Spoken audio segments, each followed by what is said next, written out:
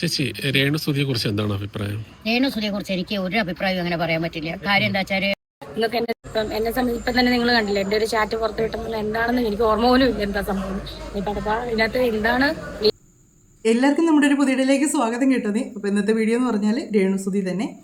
അപ്പോൾ രേണുവിൻ്റെ കുറച്ച് വീഡിയോസും കാര്യങ്ങളൊക്കെ ആയിട്ടാണ് വന്നിരിക്കുന്നത്. ഈ ഒരു പുതിയ സിനിമയുടെയോ അതിൻ്റെ ഒരു വർക്ക് എന്നൊക്കെ പറഞ്ഞിട്ട് പുള്ളിക്കാരി അതിൻ്റെ എൻ്റെ പൂജയുടെ എൻ്റെ കാര്യത്തിന് വേണ്ടി അമ്മ അന്വേഷിക്കും, അതാണെന്ന് തോന്നുന്നു സിനിമയുടെ പേര്. അങ്ങനെ എൻ്റെ ഒരു കാര്യത്തിന് വേണ്ടി ഏതാണ്ട് ഒരു കാര്യത്തിന് വേണ്ടിയല്ല കേട്ടോ, സിനിമയുടെ ഇതിന് വേണ്ടി പോയപ്പോഴത്തേക്ക് അവിടെ വെച്ച് കുറച്ച് കാര്യങ്ങളൊക്കെ പറയുന്നുണ്ട്. ആ കാര്യങ്ങളൊക്കെയാണ് നമ്മൾ ഇന്നൊന്ന് റിയാക്ട് ചെയ്യുന്നത്. റിയാക്ട് ചെയ്യുന്നതെന്ന് പറഞ്ഞാൽ ഇതിനകത്ത് പറയുന്ന കാര്യങ്ങൾ നിങ്ങൾ തന്നെ കേട്ടേച്ച് പറയുക. എന്നതാണ് ഇതിനൊക്കെ പലരും ചോദിക്കാറുണ്ട്, രേണുസുതിനെ എടുത്തതിന് നിങ്ങളിങ്ങനെ പറയുന്നത് കുറ്റമൊന്നും അല്ല പറയുന്നത്. ഇവർ റിയാക്ട് ചെയ്യുക എന്ന് പറഞ്ഞാൽ ഒരാൾ പറയുന്ന കാര്യങ്ങൾ സത്യം അല്ലെങ്കിൽ അത് നമ്മൾ റിയാക്ട് ചെയ്യുകയാണ് ചെയ്യുന്നത്.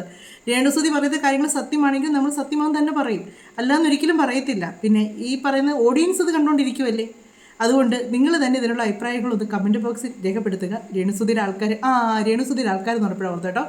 ഒരു ആന്റണി എന്ന് പറഞ്ഞു ചേട്ടനല്ല കേട്ടോ, ഒരു കൊച്ചു പയ്യനാന്ന് തോന്നുന്നു. കാര്യം എന്നാന്ന് ചോദിച്ചാൽ പുള്ളി ഇടുന്ന കമൻ്റ് എന്ന് പറഞ്ഞാൽ നീ ആരാ, അതൊരു കമൻറ്റ്. പിന്നെ അടുത്തത് നിന്നെ കാണാൻ കൊള്ളില്ല, അടുത്തൊരു കമൻറ്റ് നിനക്ക് പ്രായമുണ്ട്. ഇങ്ങനെയാണ് കമൻറ്റ് ഇടുന്നത്. എൻ്റെ പൊന്ന് സഹോദരൻ എന്നല്ല കുഞ്ഞനിയ, നിങ്ങൾ ഒന്നിച്ച കമൻറ്റ് ഇടുവാണെങ്കിൽ എനിക്കത് ഒറ്റയടിക്കൊന്ന് വായിച്ച് റിപ്ലൈ ചെയ്യാൻ പറ്റും. ഇത് ഒരു 10 കമൻറ്റോളം ഉണ്ട്. രേണുവിനെ സപ്പോർട്ട് ചെയ്താണ് ആൾ കമൻറ്റ് ഇടുന്നത്. പക്ഷെങ്കിൽ എന്നെ ഇങ്ങനെ ഓരോന്നും പറയാം, നിന്നെ കാണാൻ കൊള്ളില്ല അങ്ങനെയൊക്കെ. എനിക്ക് സത്യം പറഞ്ഞാൽ പുള്ളിക്കാരൻ ഇടുന്ന കമൻറ്റ്. പിന്നെ ഏജിൻ്റെ കാര്യം പറയുന്ന പുള്ളിക്കാരൻ, ഞാൻ ആരുടെ അടുത്ത് ഞാൻ ഉഞ്ഞൂഞ്ഞിയാ, ഞാൻ കുഞ്ഞുവാവയാ എന്നും വേണ്ട ആരുടെ അടുത്ത് നടക്കുന്നില്ല. അതെൻ്റെ നാട്ടുകാരുടെ അടുത്ത് നടക്കുന്നില്ല, എന്നോട് പരിചയപ്പെടാൻ വരുന്നവരുടെ അടുത്ത് ഞാൻ നടക്കുന്നില്ല. എന്നോട് ആര് പരിചയപ്പെട്ടാലും എൻ്റെ ശരിക്കുള്ള ഏജാണ് ഞാൻ അവരുടെ അടുത്ത് പറയുന്നത്. അല്ലാതെ ഞാനത് കൂട്ടിയോ കുറച്ചോ ഒന്ന് കൂട്ടി പറഞ്ഞാലും കുറച്ച് പറയാൻ ഞാൻ പോകാറില്ല. കാര്യം ഇനിയിപ്പോൾ നിങ്ങൾ എനിക്ക് 60 വയസ്സുണ്ടെന്ന് പറഞ്ഞാൽ എനിക്ക് ഒരു സങ്കടവും ഇല്ലെന്നേ. എന്നതിന് സങ്കടപ്പെടാനാന്നേ. ഈ ഏജ് എന്ന് പറയുന്നത് അതൊരു നമ്പറാണ്, അത്രയും മാത്രമേ അതിന് കാണുന്നുള്ളൂ. പക്ഷെങ്കിൽ അത് എനിക്ക് അങ്ങനെയല്ല, ഞാൻ ഇങ്ങനെയാണ്, കുഞ്ഞുവാവയാണ്, എത്ര കുഞ്ഞുവാവയാണെന്ന് പറഞ്ഞാലും നമ്മുടെ മുഖത്തറിയാൻ പറ്റും നമ്മുടെ ഏജ് എന്ന് പറയുന്നത്. അല്ലെങ്കിൽ അതുപോലെ നമ്മൾ സെറ്റപ്പായിട്ടൊക്കെ ജീവിക്കുന്നവരായിരിക്കണം. ഒരു ജോലി ഞാൻ എൻ്റെ വീട്ടിൽ എല്ലാ ജോലിയും ചെയ്ത് ജീവിക്കുന്ന ഒരു വ്യക്തിയാണ്. അതുകൊണ്ട് എനിക്കിപ്പോൾ ഇച്ചിരി ഏജ് കൂടുതൽ തോന്നിയാൽ ഒരു സങ്കടവും ഇല്ല. കെട്ടിയവനും മക്കളും ഒക്കെ ആയിട്ട് ജീവിക്കുന്നതന്നേ. ഇനി എനിക്കൊരു കല്യാണം കഴിക്കാൻ ഉദ്ദേശവും ഇല്ല. പിന്നെ ഞാൻ എന്നതിനാണ് കുഞ്ഞുവാവയായിട്ട് കിടക്കുന്നത്. അതുകൊണ്ട് ആൻ്റണി എന്ന് പറയുന്ന ആൾ ഒന്നിച്ചൊരു കമൻറ്റ് ഇട്ടിരുന്നെങ്കിൽ ഉപകാരമായിരുന്നു. ഞാൻ നിങ്ങളോട് പറയാറുണ്ട്, രേണുവിനെ സപ്പോർട്ട് ചെയ്തല്ല ഞാൻ വീഡിയോ ചെയ്യുന്നത്. എനിക്ക് അതിന് ഒട്ടും താല്പര്യമില്ല വ്യക്തിയെ സപ്പോർട്ട് ചെയ്ത് വീഡിയോ ചെയ്യാനായിട്ട്.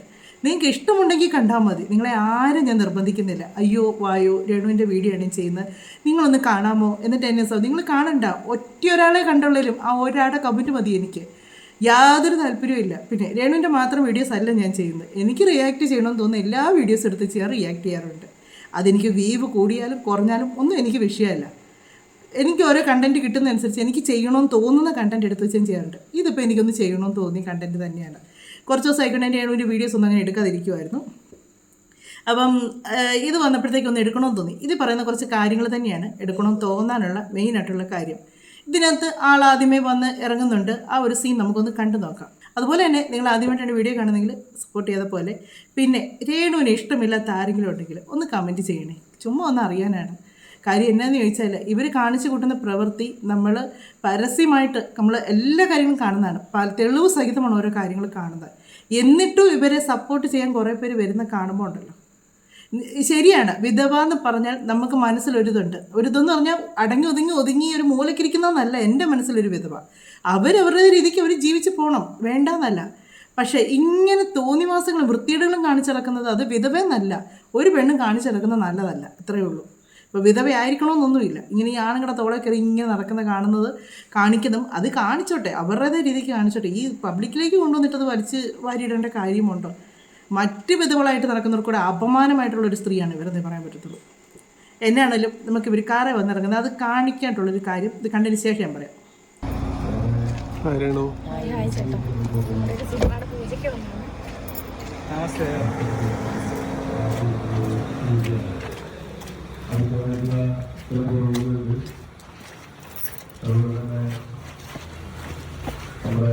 ഇതെന്നാണെന്ന് ചോദിച്ചാൽ ഇപ്പം രേണുവിന് കഴുത്ത് ഒരുപാട് ഇറക്കി തയ്ക്കാതെയും ഉള്ളിലുള്ളതൊക്കെ പുറത്തോട്ട് വരുന്ന രീതിക്ക് വെക്കാതെ മാന്യമായിട്ട് ഡ്രസ്സ് ഇട്ട് നടക്കാൻ അറിയാം. അതാണ് ഇവർ പഠിച്ച കള്ളി എന്ന് ഞാൻ പറയാനുള്ള കാര്യം.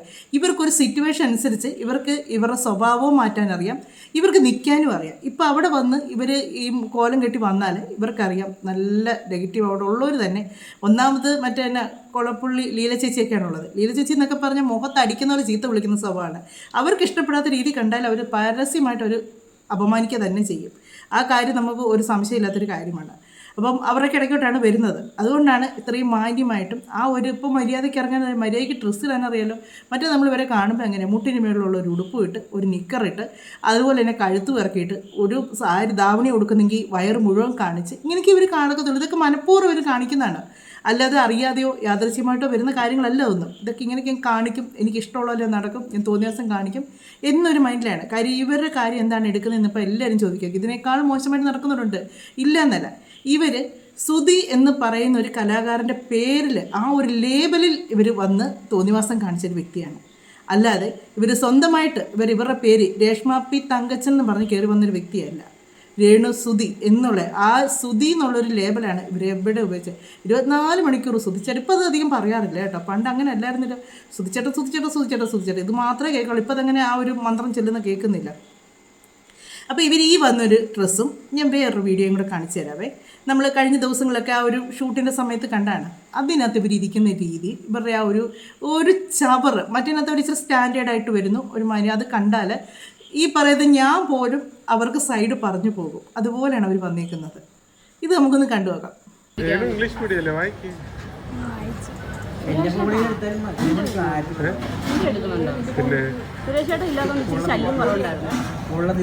ഞാൻ കഴിക്കാൻ നേരത്തെ വീഡിയോ എടുത്തിട്ട് നല്ല വിശപ്പുണ്ട് ചേട്ടൻ. ചേട്ടാ എനിക്ക് വിശക്കുന്നുണ്ട്, വീഡിയോ എടുത്ത് എനിക്ക് കഴിക്കാൻ പറ്റത്തില്ല. ഇവിടെ സീറ്റ് ഒഴിച്ചിട്ടുണ്ടായിരുന്നു ഇവിടെ. ചേട്ടാ വീഡിയോ എടുത്ത് തന്നിട്ട് മാറണം. ഈ ഒരു ഡ്രസ്സിൻ്റെ കഴുത്തും ഈ ഒരു ഇരിപ്പും ആ ഒരു വർത്തമാനം വേറെ ചവറായിട്ട് ഇതിനകത്ത് വരുന്നതിൻ്റെ ഭയങ്കര ഒതുങ്ങി കൈയൊക്കെ ആണെങ്കിൽ ഇനി ആ ശരീരത്തോട് ചേർത്ത് പിടിക്കാൻ സ്ഥലം അതുപോലെ ഇങ്ങനെ കൈയൊക്കെ ഒതുക്കി വെച്ചുള്ള നടപ്പ് കാണണം. എനിക്ക് ഈ കള്ളത്തരങ്ങൾ കാണിച്ചിറക്കുന്നുണ്ടല്ലോ, അത് പൊളിച്ചെടുക്കാണ്ട് ഭയങ്കര ഒരു ഉത്സാഹമാണ് എനിക്ക് ഉള്ള സത്യം പറയാം കേട്ടോ. അതെനിക്ക് എടുത്തൊന്ന് പുറത്ത് കൊണ്ടുവരണം നന്നേരെ തോന്നും. ഇനി നമുക്ക് അവിടുത്തെ ആ ഒരു പൂജയും കാര്യങ്ങളും ഒക്കെ കഴിഞ്ഞു. അതെല്ലാം കഴിഞ്ഞതിന് ശേഷം ഇവരോട് ഷിയാസ് കരീമിനെ പറ്റി ചോദിക്കുന്നുണ്ട്. ഷിയാസിനെ പറ്റി ഇന്നലെ ഞാനൊരു വീഡിയോ ചെയ്തിരുന്നു. അതിനകത്ത് നമ്മൾ കേട്ടേക്കുന്ന വോയിസൊക്കെ വോയിസ് ഒന്നുമല്ല, അത് ഒറിജിനലായിട്ടുള്ള വോയിസാണ്. അവർ പരാതി കൊടുത്തേക്കുന്നതിൻ്റെ ആ ഒരു കേസും അവരെ പീഡിപ്പിച്ചെന്ന് പറഞ്ഞല്ല അവർ പരാതി കൊടുത്തേക്കുന്നത്. അവർക്ക് ഷിയാസ് ഏജ് നല്ലപോലെ കൂട്ടിയായിരുന്നു പറഞ്ഞത്. എൻ്റെ 62 വയസ്സുണ്ടെന്നായിരുന്നു പറഞ്ഞത്. പക്ഷേ അവർക്ക് 45 വയസ്സുള്ളൂ. എനിക്ക് ഇന്നലെ ദേവുവാണോ ആരോ ഒരാൾ എനിക്ക് കമൻറ്റ് ഇട്ടായിരുന്നു, അവർക്ക് 45 വയസ്സേ ഉള്ളെന്ന് പറഞ്ഞു. ഷിയാസ് പറഞ്ഞു ഷിയാസിൻ്റെ ഉമ്മയുടെ പ്രായമുണ്ട്, 45 വയസ്സുണ്ടെന്ന് പറഞ്ഞിട്ട്. 45 വയസ്സാകുമ്പോഴത്തേക്ക് ഷിയാസിന് 30-35 വയസ്സുണ്ട്. ഇവർ തമ്മിൽ 10 വയസ്സിൻ്റെ വ്യത്യാസം വരുന്നുള്ളൂ. അപ്പോൾ ഈ 62 എന്നൊക്കെ പറയുമ്പോഴത്തേക്ക് ഒത്തിരി പേര് അവരെ അപമാനിച്ചാണ്. ഈ മുതുകളവയ്ക്ക് എന്നത്തിൻ്റെ ആണെന്നൊക്കെ ചോദിച്ച് കമൻറ്റ് വരുന്നുണ്ടായിരുന്നു. പക്ഷേ അവർ തമ്മിൽ ഒരുപാട് ഏജ് വ്യത്യാസമില്ല. 10 വയസ്സെന്നൊക്കെ പറഞ്ഞാൽ നോർമലാണ്. കാര്യം ഇപ്പോഴത്തെ ഒരു സിറ്റുവേഷൻകാരെ ആരും ഈ 10 വയസ്സൊന്നും ഇത്ര കാര്യമായിട്ട് ആരും എടുക്കാറില്ല. 15 വയസ്സ് പോലും ആരും വലിയ കാര്യമായിട്ട് എടുക്കാറില്ല. ആ ഒരു ഏജ് വ്യത്യാസമേ ഉള്ളൂ. ആ ഒരു സ്ത്രീയാണ് ഒരു പ്രായം ചെന്ന ഒരു ഷിയാസിൻ്റെ അമ്മയുടെ സ്ഥാനമാണ് എന്നുള്ള രീതിക്ക് പറഞ്ഞത്. അപ്പോൾ ആ ഷിയാസിൻ്റെ ഒരു സംഭവം രേണുവിനോട് പിന്നെ നമ്മുടെ ഈ കേരളത്തിൽ എന്നാ സംഭവിച്ചാലും, കേരളത്തിൽ മാത്രമല്ല കേരളത്തിന് വെളിയിലുള്ള കാര്യമാണെങ്കിലും ഈ സോഷ്യൽ മീഡിയക്കാർ എന്നിച്ചൊരു അഭിപ്രായം ചോദിച്ചിട്ടുണ്ട്. രേണുവാണ് ഈ കാര്യങ്ങളെല്ലാം തീരുമാനിക്കുന്നതെന്ന് തോന്നും കേട്ടോ. രേണു മൊഴിഞ്ഞാലേ ഇതിനെല്ലാം ഒരു നീക്കുപോക്ക് ഉണ്ടാകുകയുള്ളതെന്ന് തോന്നും. എല്ലാ കാര്യത്തിനും പോയി ഒരു ചോദ്യം ചോദിച്ചിട്ടുണ്ട്. ഇപ്പോൾ ഷിയാസിൻ്റെ കാര്യം ചോദിച്ചിട്ടുണ്ട്. നമുക്കൊന്ന് കേട്ട് നോക്കാം. രേണുവിനെ കാണുമ്പോൾ ഒരു കാര്യം ചോദിക്കണമെന്ന് വിചാരിച്ചു. ഷിയാസ് കരീമിന്റെ അടുത്ത സുഹൃത്താണല്ലോ. ഇപ്പൊ ഷിയാസ് കരീമിനെ കുറിച്ച് കുറച്ച് വിവാദങ്ങളൊക്കെ നടക്കുന്നുണ്ട്. അതിനെക്കുറിച്ച് രേണുവിന്റെ ഒരു അഭിപ്രായം എന്താണ് പേഴ്സണലി? ഷിയാസിനെ ഞാൻ 3-4 പ്രാവശ്യം കണ്ടിട്ടുണ്ട്, 2-3 പ്രാവശ്യം കണ്ടിട്ടുണ്ട്. ഷിയാസിനെ സുധിച്ചേട്ടനുള്ളപ്പോൾ തൊട്ടേ അനിയെ കൂട്ടാന്നാണ് സുധിച്ചേട്ടൻ എന്നോട് പറയുന്നത്. എനിക്കും എന്നെക്കാളും 2-3 വയസ്സ് മൂത്താന്ന് തോന്നുന്നു. എങ്കിൽ പോലും എനിക്ക് ഷിയാസ് അനിയെ കൂട്ടം തന്നെയാണ്. പിന്നെ എന്താ പറയാ, നമ്മൾ ഈ പറയുന്ന ഒരു ആരോപണം ഉന്നയിക്കുന്നവരൊക്കെ പിന്നെ എന്നെ പറ്റി കണ്ടില്ലേ, പെർഫെക്റ്റ് ആണല്ലോ. എല്ലാവരും പെർഫെക്റ്റ് ആയതുകൊണ്ട് പിന്നെ ആർക്കും നേരെ കഴിച്ചുകൊണ്ടല്ലോ. സത്യം എന്താണെന്ന് പറയട്ടെ. ഷിയാസിന്റെ ഫാമിലി എന്തായാലും ഫുൾ സപ്പോർട്ട് ഉണ്ട്. അതുപോലെ ഞാനും എൻ്റെ പേഴ്സണലി എനിക്ക് ഷിയാസിനെ സപ്പോർട്ട് ഉണ്ട്. ഒരിക്കലും തെറ്റ് ചെയ്തതായിട്ടൊന്നും എനിക്ക് തോന്നുന്നില്ല. ആരുടെ ഏജ് പറഞ്ഞാലും ഉടനെ രേണുവിനെ കാണുന്ന കാലം മുതൽ രേണുവിന് 34 ഉള്ളൂ. രേണുവിൻ്റെ ഏജൊക്കെ ഓരോരുത്തർ കമൻറ്റിലൂടെ വന്നിടുന്നതാണ് കേട്ടോ. സത്യമാണോ ഇല്ലെന്ന് അറിയത്തില്ല. ചിലർ പറഞ്ഞേക്കാം 45 എന്നൊക്കെ പറഞ്ഞെങ്കിൽ നമുക്ക് ഏജ് എത്ര ആയിക്കോട്ടെ, പക്ഷേ മുഖം കണ്ടാൽ ഏജ് തോന്നുക തന്നെ ചെയ്യും. ആ രേണു ഷിയാസിനെയൊക്കെ അനിയും കൂട്ടാന്ന് വിളിക്കേണ്ട കാര്യമൊന്നുമില്ല. ഷിയാസും രേണു ഒക്കെ ഏകദേശം സെയിം ഏജൊക്കെയാണെന്ന് എനിക്ക് തോന്നുന്നത്. രേണു പറയുന്ന ഏജ് വെച്ചാണെങ്കിൽ ഇവരൊക്കെ തമ്മിൽ സെയിം ഏജാണ്, അല്ലാതെ അനിയും കൂട്ട. സുധി പറഞ്ഞ് ശരിയായിരിക്കാം. സുധിയുടെ കൂടെ അഭിനയിച്ചിട്ടുണ്ട്. ഏത് സ്റ്റാർ മാജിക്കിൽ ഇവരൊക്കെ ഒന്നിച്ചുണ്ടായിരുന്നതാണ്. ഈ ഷിയാസും ഇവരൊക്കെ ആയിട്ട് സ്റ്റാർ മാജിക്കിൽ ഒന്നിച്ചവർ ഉണ്ടായിരുന്നായിരുന്നു. അതുകൊണ്ടായിരിക്കാം രേണു ആ പറഞ്ഞു ഓക്കെ സമ്മതിക്കുന്നത്.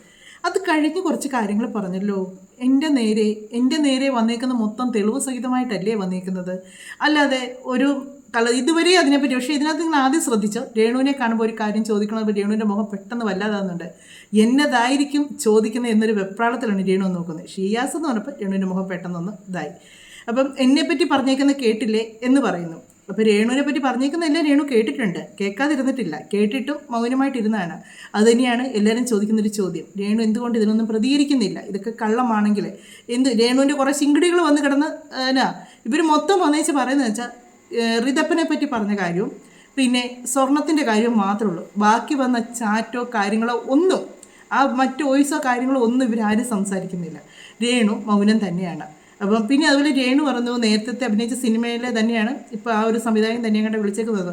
അത് ഏത് സിനിമയെന്ന് എനിക്കറിയില്ല കേട്ടോ. നിങ്ങൾക്ക് ആർക്കെങ്കിലും ആ സിനിമയുടെ പേര് അറിയെങ്കിൽ ഒന്ന് കമൻറ്റ് ചെയ്യണേ. കാര്യം എന്ന് വെച്ചാൽ രേണു ഒരു സിനിമയിൽ അഭിനയിച്ചിട്ട് എനിക്ക് അറിയത്തില്ല. ഷിയാസിന് സപ്പോർട്ടായിട്ടാണ് രേണു നിന്നേക്കുന്നത്. തീർച്ചയായിട്ടും നിൽക്കണം രേണു, ഉറപ്പായിട്ട് സപ്പോർട്ടായിട്ട് നിൽക്കണം. കാര്യം എന്താണെന്ന് വെച്ചാൽ ഷിയാസ് ചെയ്തത് നല്ലൊരു കാര്യമാണ്, നല്ല മഹത്തായ ഒരു കാര്യമാണ്. നിങ്ങൾ ചെയ്ത് വെച്ച് നോക്കുമ്പോൾ, നിങ്ങളെപ്പറ്റി പറഞ്ഞ കാര്യങ്ങൾ വെച്ച് നോക്കുമ്പോൾ ഏകദേശം താരതമ്യം ചെയ്യാൻ പറ്റുന്ന കുറച്ച് കാര്യങ്ങളൊക്കെ തന്നെയാണത്. അതുകൊണ്ട് നിങ്ങൾ അതിന് സപ്പോർട്ട് ചെയ്യുക തന്നെ വേണം. ഇനി നമുക്ക് രേണുവിൻ്റെ കാര്യം ചോദിക്കുന്നുണ്ട്, അത് നമുക്കൊന്ന് കേൾക്കാം. നിങ്ങൾക്ക് എന്നെ സംബന്ധിച്ച് ഇപ്പം തന്നെ നിങ്ങൾ കണ്ടില്ലേ, എൻ്റെ ഒരു ചാറ്റ് പുറത്ത് വിട്ടെന്നുള്ള എന്താണെന്ന് എനിക്ക് ഓർമ്മ പോലും ഇല്ല എന്താ സംഭവം. ഇപ്പം അഥവാ ഇതിനകത്ത് എന്താണ് പ്ലീസ് കോൺടാക്ട് മൈ മാനേജറിനെ ഒരു സെലിബ്രേറ്റ് ചെയ്യുന്ന നിലയ്ക്ക് എനിക്കതാ പറയാൻ പറ്റത്തില്ല. ഇപ്പം എന്നെ നേരിട്ട് ഞാൻ അതിന് മുന്നേ ലൈവിൽ പറഞ്ഞിട്ടുണ്ട്, നിങ്ങൾക്ക് എന്നെ നേരിട്ട് കാണണോ, ചായ കുടിക്കണോ, നമുക്ക് എന്താ പറയുക, അപ്പം എന്നെ ചേച്ചി ഞങ്ങളുടെ ഡ്രൈവിന് വരും, ഓക്കെ ഞാൻ സെലിബ്രേറ്റ് ചെയ്യണം, പ്ലീസ് കോൺടാക്ട് മൈ മാനേജർ. അതിനകത്ത് എന്താണ് വൃത്തികേട് അല്ലെങ്കിൽ എന്താണ് അതിനകത്ത് ലൈംഗിക ചുവയെന്നൊന്നും എനിക്കറിയത്തില്ല. സോ അതാണ് ഒരു മനുഷ്യനെ അടിച്ചു താഴ്ത്താവുന്ന സമയം വരുമ്പോൾ എല്ലാവരും ഒരുമിച്ച് അങ്ങ് അടിച്ചു താഴ്ത്തുന്നതാണ്. എന്തായാലും ചാറ്റ് പുറത്ത് വിട്ടത് ഓർമ്മയൊന്നുമില്ല. ഇതിന് മുമ്പേ പറഞ്ഞത് എന്നെപ്പറ്റിയുള്ള ഇതൊക്കെ കണ്ടതാണ്, കണ്ടില്ലേ നിങ്ങൾ, അതൊക്കെ ഞാൻ കണ്ടു എന്നുള്ള രീതിക്കല്ലേ സംസാരിച്ച്. ചാറ്റ് വിട്ടത് എന്നാണ് പുറത്ത് ഓർമ്മയില്ലെങ്കിൽ എല്ലാ റിയാക്ഷൻ മീഡിയക്കാരുടെയും ഇതിൽ കിടപ്പുണ്ട്. നിങ്ങൾ എല്ലാ റിയാക്ഷൻ മീഡിയക്കാരുടെയും കാണുന്നുണ്ട്, എല്ലാവരുടെയും വീഡിയോസും കാണുന്നുണ്ട്, എല്ലാം കാണുന്നുണ്ട്. അതിൽ വരുന്ന കമൻറ്റും കാണുന്നുണ്ട്, നിങ്ങൾക്ക് വരുന്ന കമൻറ്റും നിങ്ങൾ കാണുന്നുണ്ട്. ഇതൊന്നും കാണുന്നില്ല, നിങ്ങൾ വെറുതെ പറയുന്ന. എനിക്ക് മനസ്സിലാകുന്നില്ല. സ്വയം സെലിബ്രേറ്റ് ചെയ്യാമെന്ന് പറഞ്ഞ് നടക്കുന്ന ഒരു വ്യക്തിയാണ് ഈ പുള്ളിക്കാരി. എപ്പോഴും പുള്ളിക്കാരി മാത്രമേ ഉള്ളൂ ഈ ലോകത്ത്, ഒരു കലാകാരി, ഒരു ആർട്ടിസ്റ്റ്, എല്ലാം പുള്ളിക്കാരി. വേറെ ഒരു മനുഷ്യരും ഒരു നടനോ നടിയോ ഈ ലോകത്തില്ല. ഇപ്പം ഈ ഒരു ആൽബത്തിൽ ചെയ്ത് ഞാൻ ഈ ഒരു സംഭവം കേട്ടിട്ടുള്ള എവിടെയെന്നറിയോ, ബിജി എന്ന് പറഞ്ഞൊരു പുള്ളിക്കാരിയുണ്ട്, ഗൾഫിലുള്ള ചില തണ്ണിയൊക്കെ അടിച്ചേച്ച് ഈ ഇടയ്ക്ക് അവരൊരു ഇൻ്റർവ്യൂ ഒക്കെ ഉണ്ടായിരുന്നു. അവർ നാട്ടിൽ വരുമ്പോഴത്തേക്ക് അവർ പറയാറുണ്ട്, ഓരോരുത്തർ ഡ്രൈവിന് വിളിച്ചുകൊണ്ട് പോകാറുണ്ട്, കൂടെ പോയി ഫുഡ് കഴിക്കാൻ വിളിക്കാറുണ്ട്, ചായ കുടിക്കാൻ വിളിക്കാറുണ്ട് എന്നൊക്കെ പറഞ്ഞ് അവർ പറയാറുണ്ട്. അതാണ് എനിക്ക് ഓർമ്മ വന്നത്. നമ്മൾ ആ ഒരു ചാറ്റ് എല്ലാവരും കണ്ടതാണ്. അയാൾ നാട്ടിൽ വരുന്നു, രേണുവിൻ്റെ കാലിൻ്റെ ഫോട്ടോ ഇട്ട് കൊടുക്കുന്നു, അതിന് സ്റ്റിക്കർ ഇടുന്നു. ആ ചാറ്റൊക്കെ നമ്മൾ വ്യക്തമായിട്ട് കണ്ടാണ്. അത് കഴിഞ്ഞ് അത് ചോദിക്കുന്നു, നാട്ടിൽ വരുമ്പോൾ ഒന്ന് മീറ്റ് ചെയ്യാൻ പറ്റുമെന്ന് ചോദിക്കുമ്പോഴത്തേക്ക് പറയുന്നത് എത്ര എമൗണ്ട് എന്ന് ചോദിക്കുമ്പോഴാണ് പറയുന്നത് എൻ്റെ മാനേജർ മീറ്റ് ചെയ്യുന്നവർ ഓക്കെ കാണാമല്ലോ എന്ന് പറയുന്നുണ്ട്. അന്നേരം പറയുന്നുണ്ട് എത്രയാണ് എമൗണ്ട് എന്ന് ചോദിച്ചപ്പോഴത്തേക്ക് പറയുന്നുണ്ട് എൻ്റെ മാനേജറോട് ചോദിച്ചാൽ മതി. നമ്മളൊക്കെ ഒരു ശരിയാ, ചായക്ക് പൈസയാവുമല്ലോ, മറന്നുപോയി മതി, ചായ കുടിക്കുന്നതിന് പൈസ വേണമല്ലോ, അതായിരിക്കും എമൗണ്ട് എന്ന് അദ്ദേഹം ഉദ്ദേശിച്ചത്. പിന്നെ ഡ്രൈവ് ചെയ്യുന്നതിനും എമൗണ്ട്, ഡീസലോ പെട്രോളൊക്കെ ആണെങ്കിൽ അതിന് എമൗണ്ട് വേണമല്ലോ, അതൊക്കെ ആയിരിക്കാം. എൻ്റെ പൊന്നു രേണു, ഇതുപോലെ വിശദീകരിച്ച് തല. ഇതിപ്പോൾ ന്യായീകരിക്കാൻ വരുന്നവരുണ്ടാകും കേട്ടോ, ഇതൊക്കെ ന്യായീകരിക്കാൻ വരുന്നവർ. എനിക്കറിയാമല്ലോ ഇത്ര മനുഷ്യർക്ക് തലയ്ക്കകത്ത് ഒരു ഇച്ചിരിങ്കിലും വെട്ടവും വെളിച്ചം വേണ്ടേ ഒരു കാര്യത്തെപ്പറ്റി കേൾക്കുമ്പോഴത്തേക്ക്. ഇച്ചിരിങ്കിലും വെട്ടവും വെളിച്ചം വേണ്ടേ?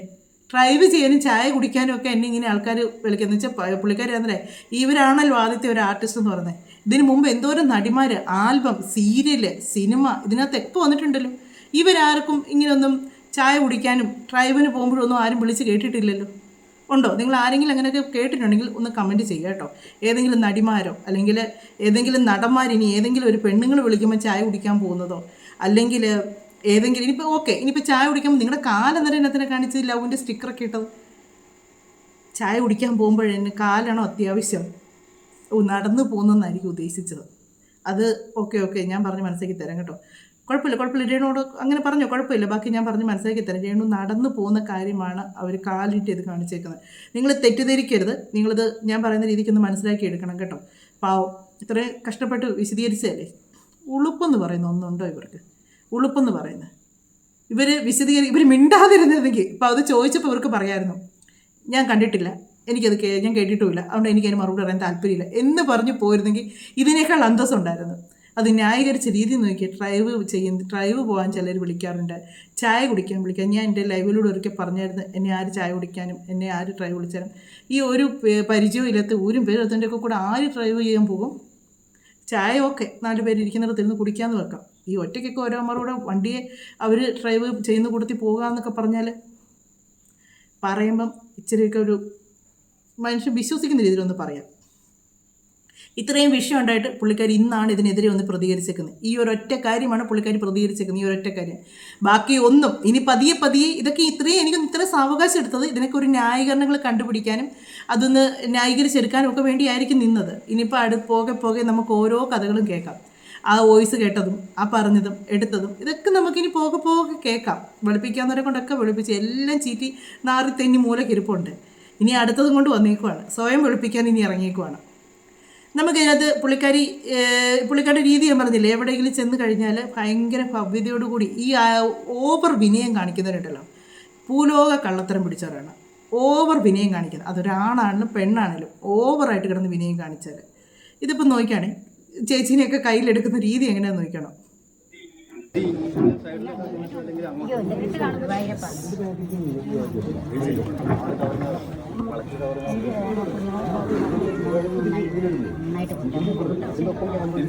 പണ്ടുള്ള മനുഷ്യർക്കൊക്കെ ഇപ്പോൾ അവർ കയറി വരുമ്പം ആ ഇരിക്കുന്നിടത്ത് നമ്മളൊന്ന് എണീക്കെങ്കിൽ അവർക്കതൊരു ബഹുമാനമായിട്ട് അവരത് കരുതും. അവർക്ക് നമ്മളോടൊരു ഇഷ്ടം തോന്നും. ചിലർ ജെനുവനായിട്ട് ചെയ്യുന്നവരുണ്ട്, ചിലർ ചുമ്മാ അവരെ സൂചിപ്പിക്കാൻ വേണ്ടി ചെയ്യുന്നവരുണ്ട്. അതുപോലെ തന്നെ ഒരു പ്രായമുള്ള ഒരാളെ കാണുമ്പം കാലെ തൊട്ട് തൊഴുക, ആ ഒരു ഇത് കാണിക്കുമ്പോഴത്തേക്ക് അവർക്ക് തോന്നും ഗുരുത്തമുള്ളൊരു കൊച്ചാണ് മാന്യമായിട്ടിരിക്കുന്നത്. അപ്പോൾ തന്നെ അവരുടെ ആ ഒരു മൈൻഡ് അങ്ങ് മാറും. അവരുടെ അടുത്ത് പറയുന്ന നെഗറ്റീവ് പറഞ്ഞു കൊടുത്താൽ പോലും ആ മൈൻഡ് മാറും. കാര്യം അവരുടെ കണ്ണുമുന്നിൽ കാണുന്ന അതാണ്. സ്വന്തം അപ്പൻ്റെ അമ്മയുടെയും കാലെ പോലും തൊട്ട് തൊഴാത്ത രേണുവാണ് ഇവിടെ വന്ന് ലീല ചേച്ചിയുടെ കാലെ കെട്ടിപ്പിടിച്ചേക്കുന്നത്. അതൊക്കെ ഊഹിക്കാവുന്നതല്ലേ ഉള്ളൂ. ഇന്ന് വരെ നമ്മൾ കണ്ടിട്ടുണ്ടോ എവിടെയെങ്കിലും ഷൂട്ടാന്ന് പറഞ്ഞിട്ട് ഇങ്ങനെ ഇറങ്ങി പോകുന്നു കാണിക്കില്ല. വീട്ടിൽ നിന്ന് എപ്പോഴും ഒറ്റ പ്രാവശ്യം ഇറങ്ങുമ്പോഴത്തേക്ക് അപ്പൻ്റെ അമ്മയുടെ കാലെല്ലാം തൊട്ട് തൊഴും നമ്മളാരും കണ്ടിട്ടില്ല. ഇതാണ് പറയുന്നത്, പഠിച്ച കള്ളിയാണ്, നിൽക്കേണ്ടത് നിൽക്കുക. ഇങ്ങനെയുള്ള കുറേ എണ്ണം ഉണ്ട്. എനിക്കറിയാവുന്ന നല്ലൊരു കക്ഷിയുണ്ട്. കാര്യം എന്താണെന്ന് വെച്ചാൽ പുള്ളിക്കാരുടെ പരിപാടി എന്നാണെന്നറിയോ, ആണുങ്ങളെ കാണുമ്പോഴത്തേക്ക് പെട്ടെന്ന് അങ്ങ് മറഞ്ഞു നിൽക്കും. ആണുങ്ങൾ എവിടെയെങ്കിലൊക്കെ പോകുമ്പോഴത്തേക്ക് തലയിൽ കൂടെ ഒരു ഷോൾ ഇട്ടേ നടക്കത്തുള്ളൂ. പിന്നെ പുള്ളിക്കാരി ആണുങ്ങൾ വരുമ്പോഴത്തേക്ക് അങ്ങ് പുള്ളിക്കാരിക്ക് അങ്ങ് ഇങ്ങനെയൊക്കെ നിൽക്കുന്നത്. കാര്യം അവർ ടച്ച് ചെയ്യരുത്, മേത്ത് അറിയാതെ അങ്ങനെ കൊണ്ട് പുള്ളിക്കാരുടെ മുഖഭാവം മാറും. പക്ഷെ പൂലോക പോക്ക് കേസായിട്ടാണ് അവർ, പൂലോക പോക്ക് കേസായിട്ടാണ്. കാര്യം എന്താണെന്ന് വെച്ചാൽ ഞങ്ങൾക്കൊന്നും അറിയത്തില്ലായിരുന്നത്. പിന്നെ തെളിവ് സഹിതം ഓരോന്നും എല്ലാവരും കണ്ടും കേട്ടും ഓരോന്നറിഞ്ഞ് കഴിയുമ്പോഴത്തേക്ക് മനസ്സിലായി. പുള്ളിക്കാരുടെ വായിൽ തന്നെ വന്നു പുള്ളിക്കാരിക്ക് പണി ഇതാന്നുള്ളത് വന്നു. അങ്ങനെ ഒരു പുള്ളിക്കാരി ഉണ്ട്. അത് ഞാൻ പറയും, ഓവർ വിനയം കാണിക്കുന്നവരെ നമ്മൾ സംശയിക്കണമെന്ന് പറഞ്ഞത്. ഞാനൊക്കെ എന്ന് പറഞ്ഞാൽ ഒരാൾ വന്ന് എന്നാ ഉണ്ട് എന്ന് ചോദിച്ച് വർത്താനം പറഞ്ഞ് ഇറങ്ങിയിരിക്കും. ഇപ്പോൾ ഒരാൾ വന്ന് നമ്മൾ ഓടി അടുക്കള പോയി പാത്തിരിക്കത്തില്ല. വരുന്നവരോട് സംസാരിക്കും. ചേട്ടനുണ്ടെങ്കിൽ ചേട്ടൻ സംസാരിക്കും, ചേട്ടനില്ലെങ്കിൽ ഞാൻ സംസാരിക്കും. അങ്ങനെയാണ് ഇവിടുത്തെ കാര്യം എന്ന് പറഞ്ഞാൽ.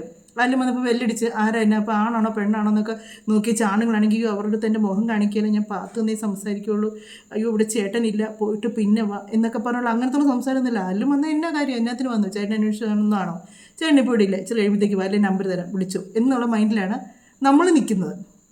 അവർ വന്നു പോയി, അത്രേ ഉള്ളൂ. അല്ലാതെ നമ്മൾ അതൊന്നും വലിയ കാര്യം വിട്ടെ. റോഡിൽ കൂടെ ഇപ്പം നടന്നു പോകുന്നു, അറിയാതെ നമ്മൾ ഒരാൾ വന്ന് ഇടിച്ചാൽ നമ്മളത് മൈൻഡ് ചെയ്യത്തില്ല. പൊതുവഴിയാണ്, ചിലപ്പോൾ തിരക്കുള്ളെടുത്തേക്കുന്നത്. ഇതങ്ങനൊന്നും അല്ല. അയ്യോ മുഖമൊന്നും കാണിക്കത്തില്ല, കുനിഞ്ഞേ നടക്കുകയുള്ളൂ, കുനിഞ്ഞ്. അതുപോലെ ഒരാളെ എനിക്കറിയാം. അതുകൊണ്ടാണ് ഈ ഓവർ വിനിയൊക്കെ കാണുമ്പോഴത്തേക്ക് പെട്ടെന്ന് നമുക്ക് കത്തും കേട്ടോ.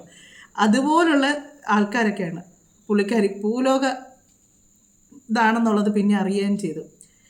രേണുവിനെ പറ്റിയല്ല ഞാൻ പറഞ്ഞത്, വേറൊരു വ്യക്തിയെ പറ്റിയാണ് എനിയിപ്പോൾ പറഞ്ഞത്. ഇത്രയും കാര്യങ്ങൾ പറഞ്ഞു. അപ്പം രേണു വന്ന് അതാ പറഞ്ഞത്, ഈ കാരണം ആ പുള്ളിക്കാരി ഇതുപോലെയാണ്. ആരെ കണ്ടാലും പെട്ടെന്ന് കാലെ തൊട്ട് ഒരു പരിചയം വേണ്ട. ഒരാളെ ആദ്യം കണ്ടു കഴിയുമ്പോഴത്തേക്കുണ്ടല്ലോ ആ പുള്ളിക്കാരി പെട്ടെന്ന് നിന്ന് കാലെ തൊട്ട് കൈ കുപ്പിത്തരും. അപ്പോൾ അവർ ഒന്നത്തേക്ക് അവർ പറഞ്ഞു, ശോ എന്നാ നല്ല കൊച്ചാണ്, അയ്യോ ഇപ്പോഴും ഉണ്ടോ ഇങ്ങനത്തെ പിള്ളേർ എന്നാണ് അവർ ചോദിക്കുന്നത്.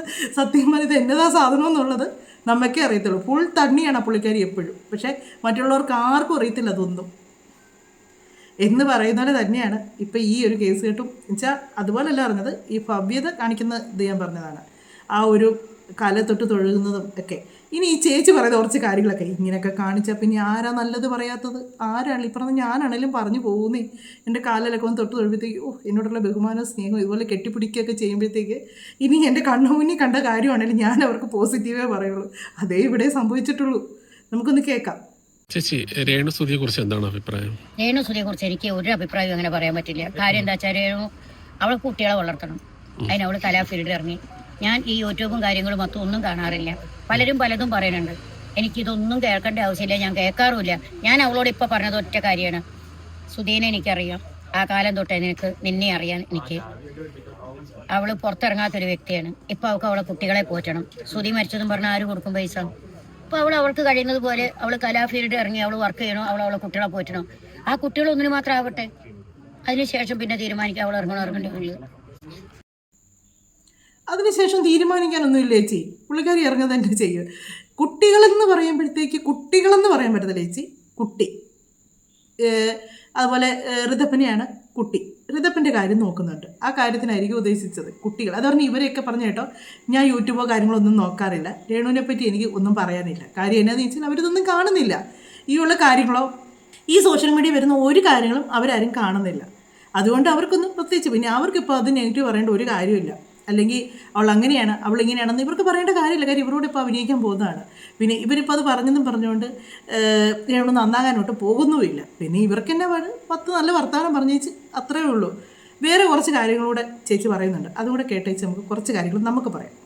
കാരണം നമുക്കൊരാളെ കുറ്റം പറയാൻ എളുപ്പം കഴിയും. ഒരാൾ എങ്ങനെ ജീവിക്കണോ, കുട്ടികളെ എങ്ങനെ പോറ്റണോ എന്നൊന്നും പറയാൻ പറ്റില്ല. ഇപ്പൊ ഞാനാണെങ്കിലും ഇങ്ങടെ പിന്നെ അങ്ങനെയൊക്കെ കുറ്റം പറയാൻ എനിക്കും പറ്റും. എന്നാ 10 രൂപ കൊടുത്ത് സഹായിക്കാൻ എനിക്ക് പറ്റുമോ? പറ്റൂല. 10 രൂപ ഉണ്ടെങ്കിലും അത് മറച്ചു വെച്ചെങ്ങാഞ്ഞിരിക്കും, കൊടുക്കൂല. അപ്പൊ അവരുടെ കുട്ടികളെ പോറ്റാൻ അവർക്ക് എങ്ങനെയാണ് തോന്നുന്നത്? അവര് അഭിനയിച്ചിട്ടോ റീൽസ് ചെയ്തിട്ടോ അഭിനയിച്ചിട്ടോ എങ്ങനെയാ വെച്ചാൽ അവര് വളർത്തട്ടോ, അതിന് അവന്റെ ആത്മാവ് കൂടെ ഉണ്ടാവട്ടെ. ഇപ്പം ഇവരെ പറ്റി ചേച്ചി പറഞ്ഞ കാര്യത്തിൽ ഞാൻ ചോദിക്കുന്നത്, രേണുവിനെ ആരും കൊടുത്ത് സഹായിക്കുന്നില്ല എന്നാണ് പറയുക. ആരും കൊടുത്ത് സഹായിക്കുന്നില്ല എന്ന് പറയില്ലേ. പിന്നെ രേണുവിന് ആരും കൊടുത്ത് സഹായിക്കേണ്ട കാര്യമില്ല. രേണുവിന് അംഗവൈകല്യം ഒന്നും ഇല്ലല്ലോ, കൈക്കോ കാലിനോ ഒരു പ്രശ്നവും ഇല്ല, നല്ല ആരോഗ്യമുള്ളതാണ്. പുള്ളിക്കാരിക്ക് തൊഴിലുറപ്പിന് പോകാൻ പറ്റത്തില്ലെന്ന് മാത്രമേ പറഞ്ഞിട്ടുള്ളൂ. ബാക്കി പുള്ളിക്കാരി മരത്തിൻ്റെ മണ്ട വരെ കയറാൻ തയ്യാറാണ്. പുള്ളിക്കാരിക്ക് വീഡിയോ എടുത്ത് കൊടുത്താൽ മതി എന്നാണ് പറഞ്ഞിരിക്കുന്നത്. ഏത് പെയ്ഡ് ഇതിനകത്ത് ഇടാനായിട്ട്, പെയ്ഡ് സബിനത്തിനായിട്ടുള്ള വീഡിയോ എടുത്ത് കൊടുത്താൽ മതി എന്നാണ് പറഞ്ഞിരിക്കുന്നത്. പുള്ളിക്കാരി മരത്തെ കയറാനും തയ്യാറാണ്, അവിടെ കയറി തലയും കുത്തി വാവൽ കിടക്കുന്നവരെ കിടക്കാനും തയ്യാറാണ്. അതുകൊണ്ട് പുള്ളിക്കാരി അതിനൊക്കെ ഉള്ളൂ. തൊഴിലുറപ്പിന് ഇപ്പം പുള്ളിക്കാരി കൊണ്ട് പറ്റത്തില്ലെന്ന് പറഞ്ഞു കേട്ടോ. എന്നെ വെച്ച് തൂമ്പ എടുത്ത് വെട്ടാനുള്ള ആരോഗ്യമൊന്നും പാവത്തിനില്ല. അതുകൊണ്ടാണ് അങ്ങനെ പറഞ്ഞത്. പിന്നെ ചേച്ചി പറഞ്ഞൊരു കാര്യം, സഹായിക്കാമെന്ന് പറഞ്ഞിട്ട് ആര് സഹായിച്ചിട്ടില്ലേ അവരെ? അവർ സഹായിച്ചെന്ന് ഞാൻ പറഞ്ഞില്ലേ, നമ്മളൊക്കെ ചെന്ന് പൈസ കൊടുത്ത് സഹായിച്ചിട്ടില്ലെങ്കിലും ഇവരാദ്യം ഒന്നിക്കുന്ന ഈ ആൽബമൊക്കെ ഞാനൊരു 3-4 പ്രാവശ്യമൊക്കെ കാണുമായിരുന്നു കേട്ടോ. അതും ചേട്ടൻ്റെ ഫോണാണെങ്കിൽ ഒന്നിനും കിട്ടിയില്ല, ആ ഫോണിനകത്ത് എടുത്ത് വെച്ചാൽ ഞാൻ വീഡിയോ ഇടുമായിരുന്നു. കാര്യം എന്നു വെച്ചാൽ അവർക്കൊരു സപ്പോർട്ടാകട്ടെ എന്ന് കരുതി. അതൊന്നും ഇതായിട്ട് ഒരാൾ കണ്ട അത്രയും സപ്പോർട്ടാണല്ലോ എന്നുള്ളതിൽ. അതുപോലൊക്കെ എല്ലാവരും സപ്പോർട്ട് ചെയ്തിട്ടുണ്ട്. പിന്നെ ലക്ഷ്മി നക്ഷത്രം ഇഷ്ടംപോലെ പൈസ കൊടുത്തെന്ന് അവരുടെ വായും തന്നെ ഇടയ്ക്ക് വന്നായിരുന്നല്ലോ. അതുപോലെ തന്നെ സുധി മരിച്ചതിൻ്റെ പിറ്റേ ദിവസം തന്നെ, അടക്ക് കഴിഞ്ഞതിൻ്റെ പിറ്റേ ദിവസം തന്നെ ബൈക്ക് എടുക്കാൻ പൈസ ഉണ്ടായിരുന്നല്ലോ. അതൊന്നും തന്നെ ചേച്ചി ഒന്നും അറിഞ്ഞില്ലേ? അതാ പറഞ്ഞ സോഷ്യൽ മീഡിയ ചേച്ചി നോക്കാറില്ല, അതുകൊണ്ടാണ് ചേച്ചി ഒന്നും അറിയാത്തത്. അത് കഴിഞ്ഞവരെ ഒരുപാട് പേര് സഹായിച്ചായിരുന്നു. ഇപ്പോൾ അവർക്ക് അത്യാവശ്യം ജീവിക്കാനുള്ള ചുറ്റുപാടുമായിട്ടുണ്ട്. പിന്നെ ആ വീട്, സ്ഥലം, അതിനകത്തുള്ള സാധനങ്ങൾ, ചവിട്ടി വരെ ഓരോരുത്തരുടെ സഹായമല്ലേ. അതൊന്നും എന്നെ സഹായത്തിൽ പെടത്തില്ലേ? അല്ലാതെ ആ വീട് സ്വന്തമായിട്ട് രേണു ഉണ്ടാക്കിയതല്ല, സ്ഥലവും മേടിച്ച് പെരം വെച്ച് രേണു സ്വന്തമായിട്ട് ഇതുപോലെ കഷ്ടപ്പെട്ടുണ്ടാക്കിയതല്ല. ചേച്ചിയുടെയൊക്കെ കണ്ണുമുന്നിൽ വിധവകളെന്ന് പറയുമ്പോഴത്തേക്ക് അങ്ങനെ ഉണ്ട് കേട്ടോ, ഇല്ലെന്നല്ല ചേച്ചി പറയാം. ഇപ്പോൾ ചേച്ചി കുറ്റമായിട്ട് പറയല്ല. കാര്യം ഒരു കിടപ്പാടമില്ലാത്തത്, കുഞ്ഞുങ്ങളെ വളർത്താൻ നിവൃത്തിയില്ലാത്തത്, അങ്ങനെയൊക്കെ ഒരുപാട് കാര്യം. അവർ എന്ന് വെച്ചാൽ ഒരു ചെറിയൊരു ജോലിക്കോ ഒരു തൊഴിലുറപ്പിനൊക്കെ പോയാലൊന്നും അവർക്ക് കൂട്ടിമുട്ടിപ്പിക്കാൻ പറ്റത്തില്ല ഒരറ്റവും. അവരെ സഹായിക്കാനായിട്ട് ആരുമില്ല. പഠിക്കുന്ന കുഞ്ഞുങ്ങളൊക്കെ ഉള്ള വീടാണെങ്കിൽ ചിലവ് കൂടുതലാണ് വരുന്നത്. അപ്പോൾ അങ്ങനെയൊക്കെ ഉള്ള സമയത്ത് അവർക്ക് ഒന്നും എത്തുകയില്ല. അങ്ങനെ കിടന്ന് കഷ്ടപ്പെടുന്ന ആൾക്കാരുണ്ട്. എനിക്കറിയാവുന്നൊരു ചേച്ചി ഉണ്ടായിരുന്നു. ആ ചേച്ചിയുടെ ഭർത്താവ് മരിച്ചു പോയതാണ്. ചേച്ചിക്ക് ഒരു പെങ്കൊച്ചാണുള്ളത്, അതിനെ പഠിപ്പിക്കാൻ വേണ്ടി. ആ ചേച്ചി ഞങ്ങൾ താമസിക്കുന്ന ആ പ്രദേശത്തുള്ള എല്ലാ വീടും വന്ന് തൂത്ത് വാരിയിട്ട് തരുമായിരുന്നു. മാസം 75 രൂപയായിരുന്നു അന്ന്. എൻ്റെയൊക്കെ ചെറുപ്പത്തിലാണ്, ഞാനൊക്കെ സ്കൂളിൽ പഠിക്കുന്ന സമയത്ത്. കാര്യം ആ ചേച്ചി രാവിലെ വന്ന് ഞങ്ങളവിടെ താമസിക്കാൻ ചെന്നപ്പോഴത്തേക്ക് ഞങ്ങളോട് ഒന്നിച്ച് പറഞ്ഞു മിറ്റം തൂത്ത്. അപ്പോൾ ഞാനാണ് ഞങ്ങളുടെ വീട്ടിൽ മിറ്റം തൂക്കുന്നത്. അപ്പോൾ അമ്മ പറഞ്ഞു വേണ്ട, അവൾ തൂത്തോളും എന്ന് പറഞ്ഞു. അന്നേരത്തേക്ക് ആ ചേച്ചി പറഞ്ഞു ഞാൻ ഇവിടങ്ങളെല്ലാം മിറ്റവും തൂക്കുന്നത്. അത് കഴിയുമ്പോൾ അന്ന് ഞങ്ങൾ വേണ്ടെന്ന് പറഞ്ഞു. ഞാനാണ് രാവിലെ മിറ്റമൊക്കെ തൂത്തെല്ലാം കഴിഞ്ഞ് പിറ്റേ ദിവസം അപ്പുറത്തെ വീട്ടിലെ ചേച്ചി പറഞ്ഞു ഇങ്ങനെ ഒരാൾ വന്നായിരുന്നോ എന്ന് ചോദിച്ചാൽ. അന്നേരം ഞാൻ എൻ്റെ അമ്മയോട് പറഞ്ഞു സെലിനെ നമ്മളൊക്കെ കൂടി കൊടുക്കുന്നൊരു സഹായമാണ് അവർക്കത്. ഞങ്ങളെല്ലാവരും നമുക്കെല്ലാം നമ്മുടെ വീട്ടിലെ മിറ്റവും തൂക്കാൻ പറ്റും, തുണിയും കഴുകാൻ പറ്റും. വാഷിംഗ് മെഷീനുള്ള വീട് വരെ ഉണ്ട്. പക്ഷേ നമ്മുടെ എല്ലാം വീട്ടിലെ തുണിയും കഴുകുന്നവരാണ് മിറ്റം അടിക്കുന്നത്. അത് അവർക്കൊരു ജോലിയായിട്ടാണ്. അവർ ഒരു ദിവസം തന്നെ എത്ര വീട്ടിൽ ജോലി ചെയ്യുന്നുണ്ടെന്ന് അറിയാമോ? അന്നത്തെ കാലത്തൊക്കെ 75 രൂപ എന്ന് പറഞ്ഞാൽ നല്ലൊരു തുകയാണത്. രാവിലെ നമ്മൾ എണീക്കുന്നതിന് മുമ്പേ വന്ന് നമ്മുടെ മിറ്റം തൂത്ത് വൃത്തിയാക്കി ഇട്ടേച്ച് പോകും. കാടും പറിച്ചെല്ലാം ഒരു കാട് നല്ല വൃത്തിയാണ് ജോലി ചെയ്യുന്നതിന്. ഉച്ച കഴിഞ്ഞ് ഒരു 1:30 കഴിയുമ്പോഴത്തേക്ക് ഇവർ ഓരോ വീട്ടിലും വരും തുണി അലക്കാനായിട്ട്.